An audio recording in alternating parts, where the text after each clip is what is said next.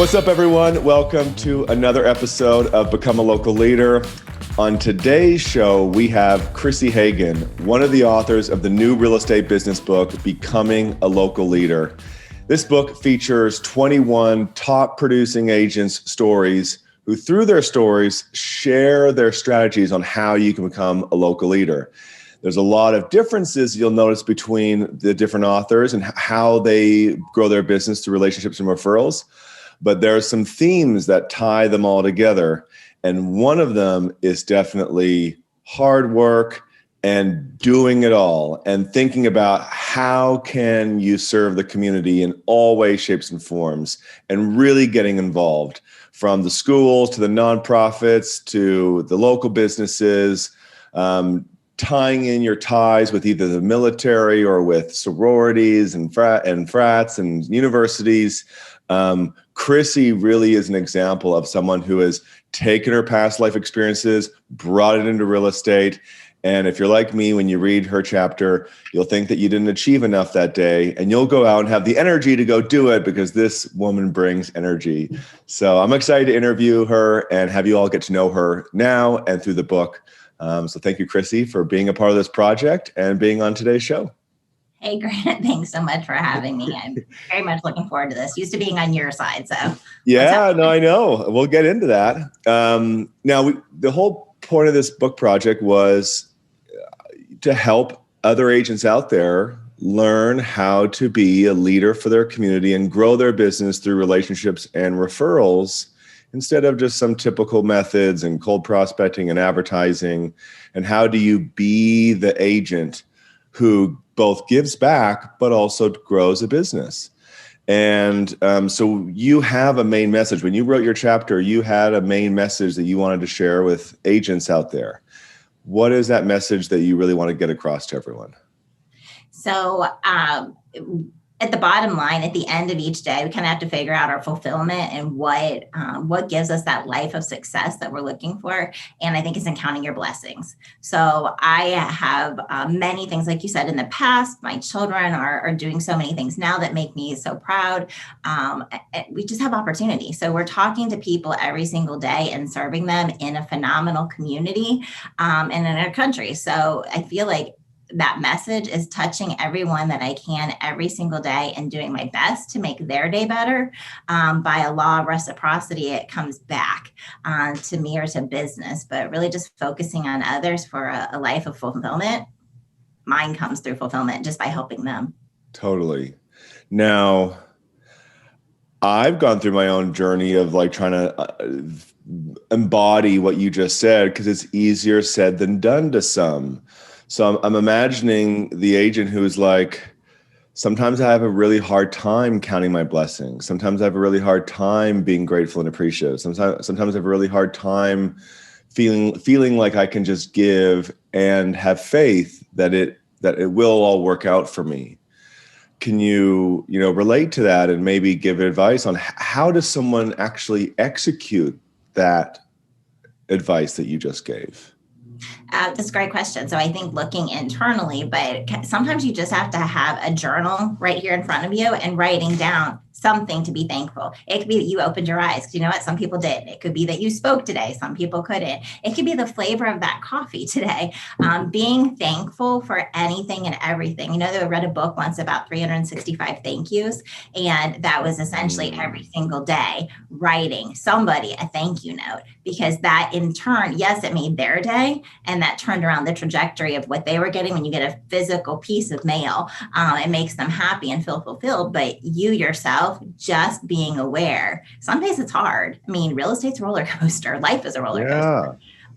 But just being able to realize for something, maybe it was the sound of my grandson's voice on a FaceTime, something is there to be thankful for every day, even in the worst of roller coaster days.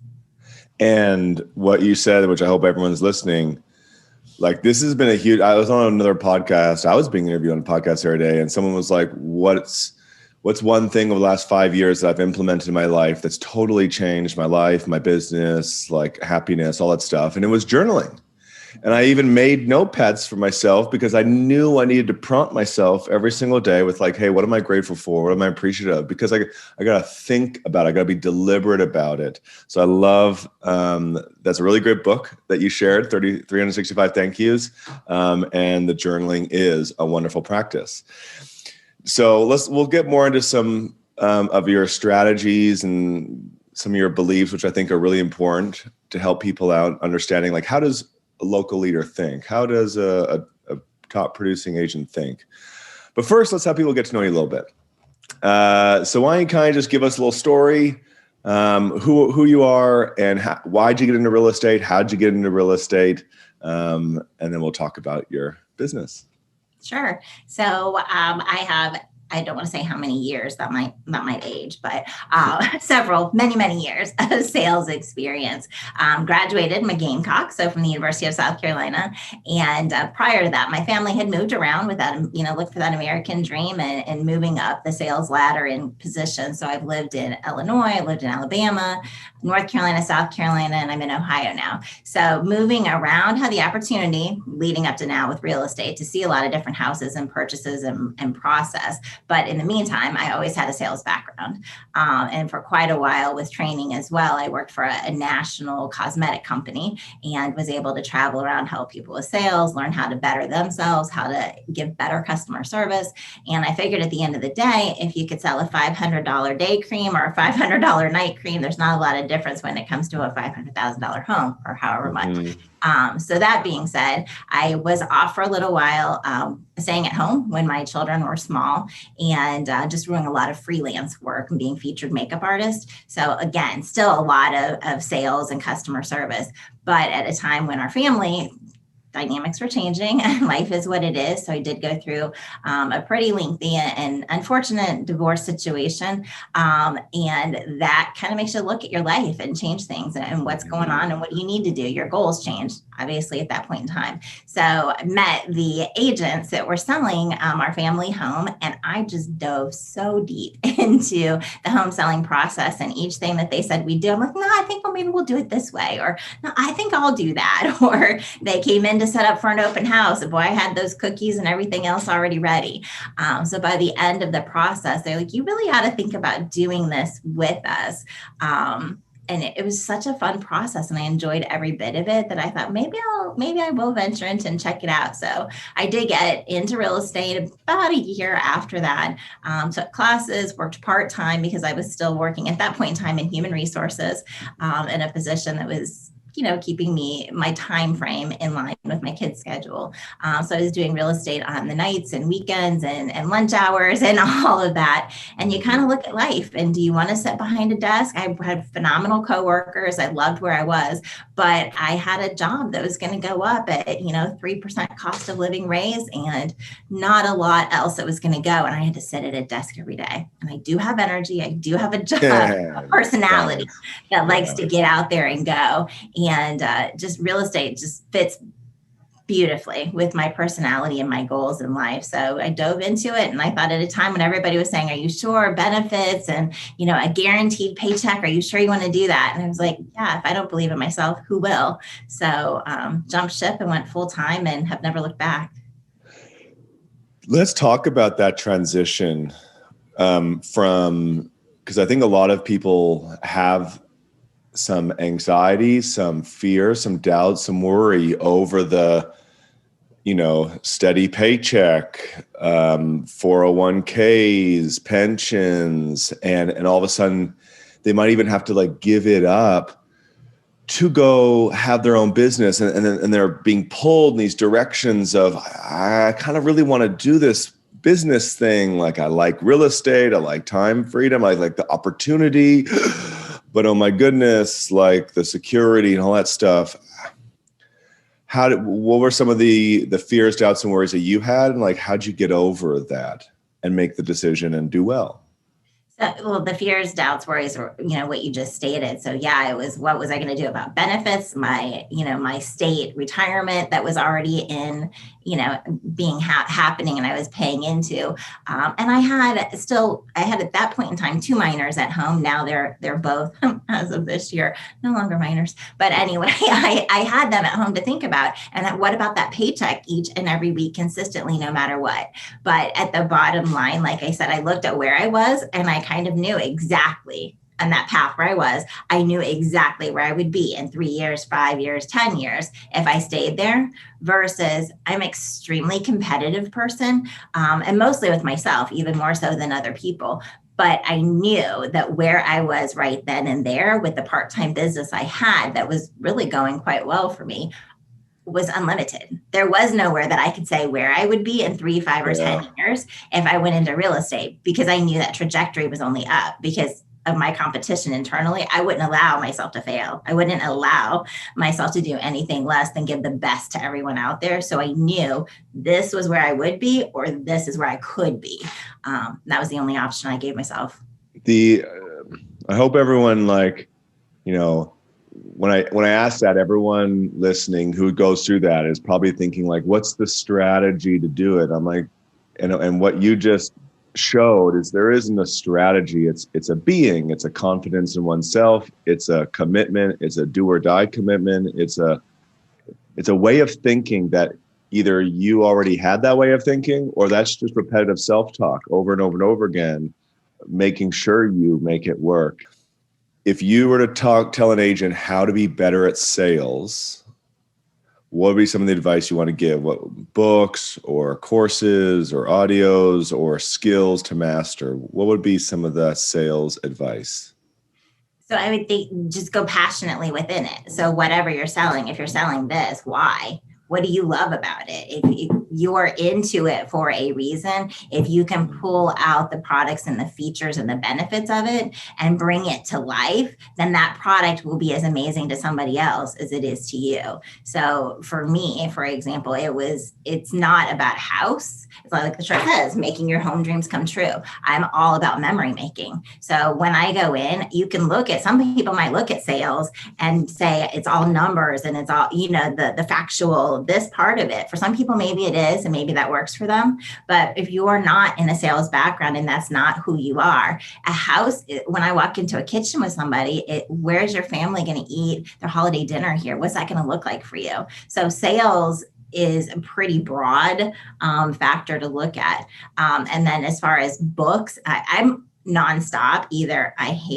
Honestly, I'm in my car all the time. That's what we do. So I don't sit down as much to just flip open a book as much as I could and would. But when I do, it brings me great joy. But I have a lot of them also on Audible or podcasts nonstop. And right now I'm over the top. Everybody knows I'm spewing nonstop saying Clubhouse. That's my favorite thing to do. And there's rocks in my schedule for it. So I think being where people are that you want to be, not just listening to where you don't ever want to be the smartest person in the room.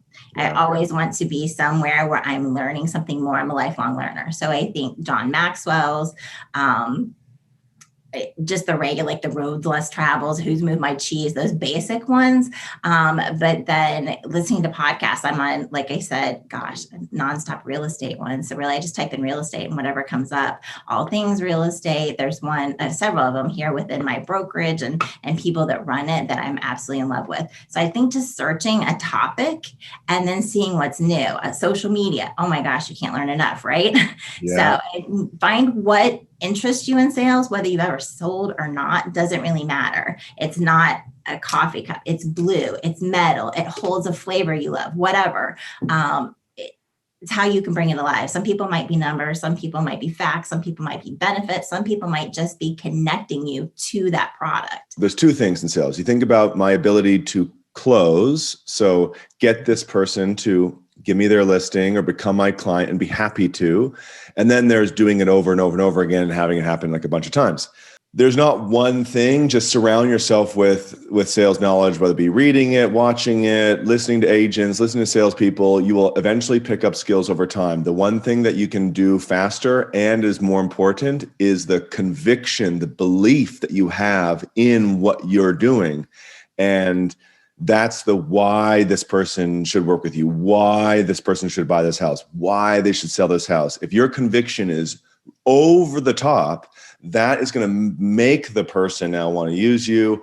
And then if you have that super conviction for loving real estate and loving serving people, that's going to get you to do the work over and over and over again because you enjoy it, to then get the numbers consistently up over and over and over again. And one of the things you did talk in your book, one of the lines I really liked was, if you focus on people and enjoy life, the money will come.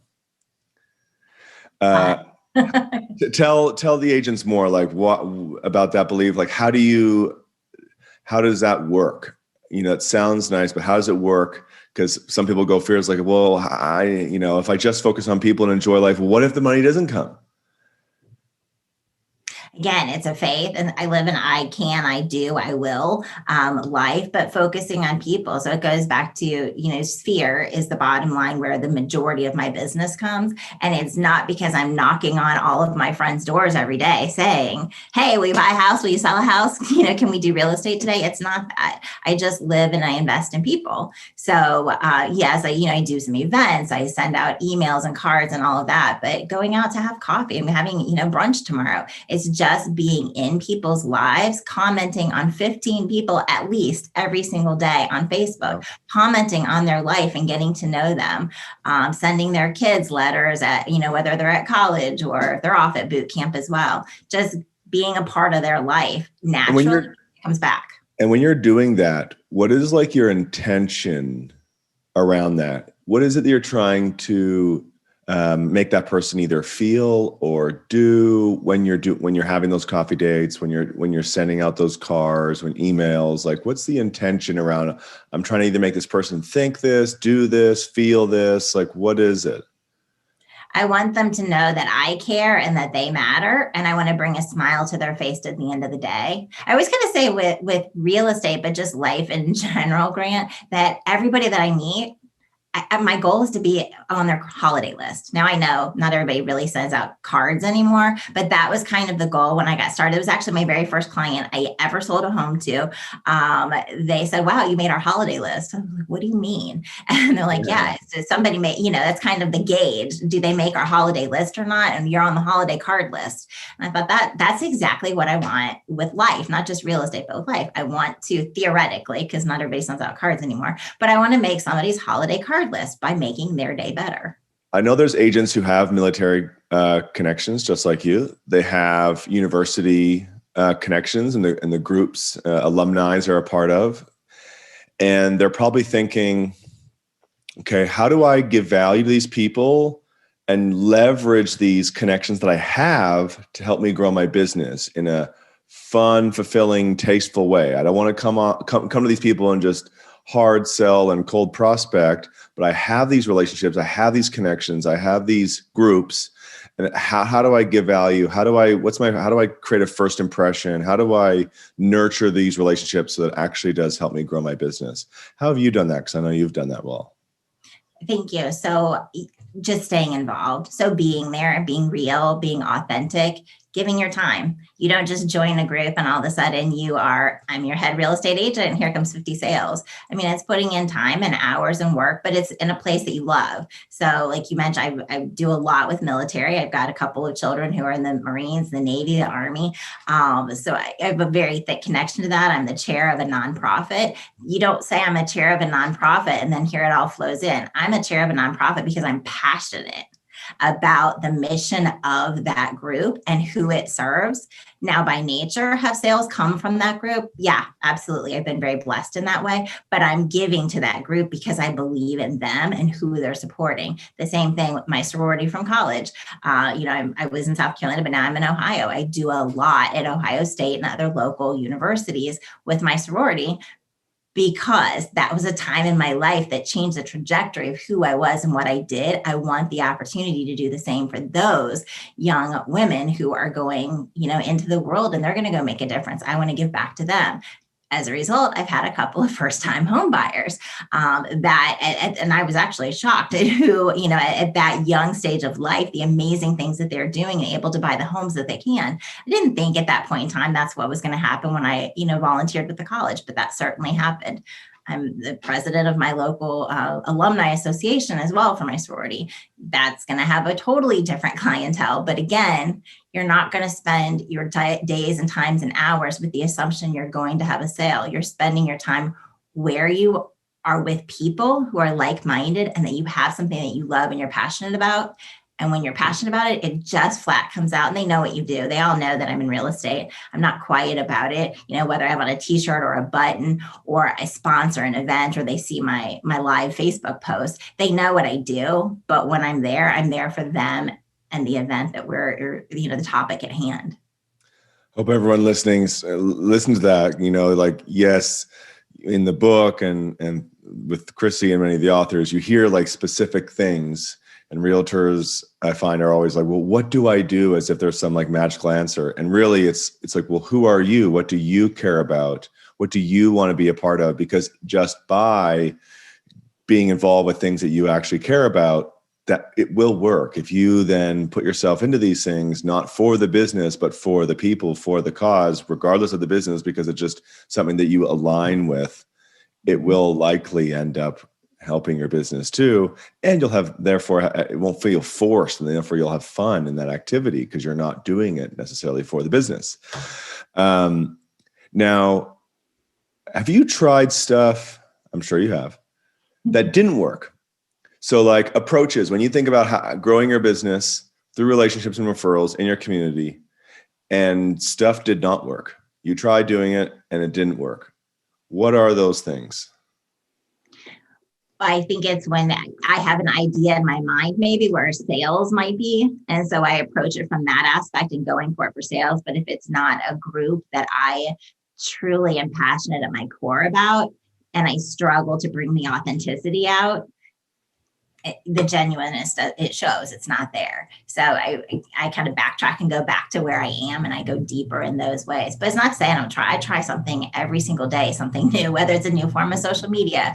But sometimes it doesn't work, but that doesn't mean it won't work tomorrow. I mean, I might look goofy on TikTok, but I really have fun looking goofy. And then, maybe it grows. Or, first time I did a Facebook Live, did I love it? No. And did I have a lot of shares? Absolutely not. First time I did a video with a client, or a local business, it wasn't all that. But that didn't mean, because it didn't work, that it wasn't going to work tomorrow. So I think a lot of times when something just flat out doesn't work because it doesn't bring you any joy, then you might need to change up what you're doing. But if it brings you joy, it might just be sticking with it, improving yourself or the manner in which you're doing it. So I kind of struggle when somebody says, oh, that just didn't work. Why? Why didn't it work? And sometimes I kind of go a different direction. But I'm always looking for something new. I don't know. Right now I'm looking to volunteer yet somewhere else. And people are like, how are you going to have time? I'm like, well, how am I going to not have time? Because I want to do that so bad. There's volunteering with this horse farm locally. I've always wanted a horse. That's going to be my way to go, ride horses. So I think if you're passionate, it'll work. If you're not passionate in the end and it's not right, then you need to just accept it, see what you learned about it, and try something different. Now, video is a big part of your business, and I think a lot of realtors nowadays are seeing the benefits of doing video. And video for most is definitely one of those things where the first time you do it, you may not be the greatest at it. First time you do it, you may not get that many likes and shares. The first time you do it, you may not look and sound great. And you really do have to push through that. Explain how video has helped you with your business and the journey that you've gone through to get good at video, so you can almost manage people's expectations as they kind of get into video and use video for their business. Well, I'd say that we're each our own worst enemy when it comes to it. So we could go back and cut a video to almost nothing if we wanted to be too critical. So I think the beauty of video is really remembering that it's our opportunity to show our personality, and nobody's perfect. Absolutely nobody. So really kind of just accepting the fact that you're being real and authentic in the video that you present, and not perfect. You're not aiming for perfection. People aren't watching you for that. So if they're watching you on some form of social media, which they are right now, right? When they watch this, they are looking for somebody that they can connect with. So I think that was the first part of it with video. But additionally, it takes time. So trying different platforms. I've used various ones, learning how to. It used to be that my son would do my editing of my videos. Was, you have somebody who's turning upside down on a bed and editing and not teaching me how to do it. I'm like, okay, I'm going to learn how to do that. So very quickly, I dove into different platforms. I learned how to do it myself. I'm in a recording studio with all kinds of lights, and it's fun. You add on things that you want. Again, you're passionate about it. So my videos started off as me just hitting live and going, not 100% what I'm going to say, but I have in the back of my head, and just let it flow. If you have a script, they're going to know you have a script. So just think about the kind of, you say when you were in speech class in school and you had kind of your bullet points, what are the bullet points you want to get out? And then let the story flow naturally within. And then with local businesses. What are some of the things that you were slow at when it came to video that you've got faster at the more you did it? Because so many agents are like, oh my God, it just took me this much time to do this thing. I can't imagine doing this thing over and over and over again if it's going to take this much time. And really, yeah, if something took that amount of time, you probably wouldn't be able to do it over and over and over again and still have a life and do business and all that stuff. But again, practice makes people better and more efficient and more effective. So what are some things that you were slow at the beginning that you've gotten a lot faster at over time? And like, how much faster?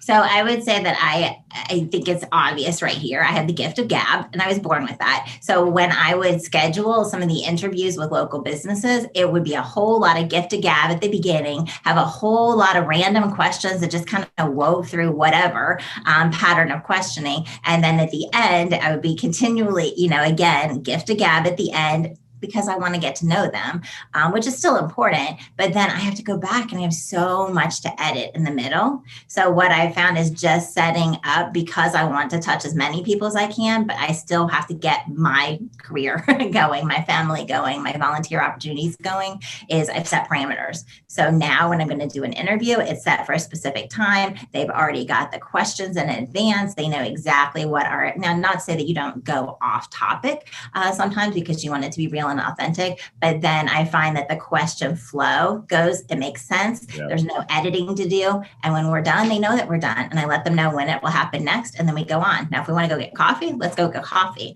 But it doesn't turn a 20-minute interview into 2 hours. With this book project, there's a whole bunch of different realtors in the book with different perspectives, but all around the same theme of becoming a leader in their community, growing their business through relationships and referrals. Why do you think agents should pick up this book? Because we all have somewhere to learn. You always surround yourself with good people. That's where these other 20 some odd chapters, they're great people, right? So I cannot wait to read about every single one of them, because there's gonna be a nugget that I'm gonna take from each one of them to make myself, as not only a real estate agent, but a person in my community and a family member, better. So I feel like it's important to pick up and learn something from other people and surround yourself by like-minded folks. That's kind of what this book is. In a nutshell, it's like-minded folks, people who want to do and give and be better. A lot of people have said that this picking up, looking for that one nugget. What was the last nugget that you picked up that really helped you with your business? And then where'd you pick that up? So kind of how we started this, honestly, last week, I was on a coaching call, and the whole theme of the coaching call was fulfillment. What is fulfillment in your life? And it was counting your blessings. So little did I know that right after that was going to be when we were going to chat, and it was going to completely make sense. But it is what I'm living right now. It is literally count your blessings every single day. If people resonate with you, which I'm sure there's going to be a bunch of agents that do, how can they get in touch with you so they can get to know you, build a relationship with you, and learn from you? Absolutely. So got all kinds of ways on just about every form of social media. But if you want to send me an email, it's Chrisi, CHRISI at homesbychrisy.com. You can go to Chrisi Hagan, CHRISIHAGAN.com for my website, or head out to any of those TikTok, Facebook, Instagram, all those forms of social media for Chrisi Hagan or Homes by Chrisi. And give me a call, 614-332-0342. Can't wait to chat and learn more about you. That is an agent that I love, is when agents freely share your phone number, because that's the business you're in, is for more people to have you in their phone, be on your holiday list. Thank you so much for being on today's show. Thank you for being a part of the book project. I know a lot of agents are going to be able to grow their business because of your story. So thank you so much. And thanks for having me. It's been a true pleasure. Okay. And so everyone listening, subscribe to the YouTube show and the podcast so you can listen to the other authors and pick up the book, Becoming a Local Leader, so you can grow your business through relationships and referrals in your community by giving back to the people who live and work there first. It's so much fun and fulfilling, as Chrisi talked about today, and it pays and it works. So pick it up, Becoming a Local Leader, and check out all the other authors and try to find that gold nugget.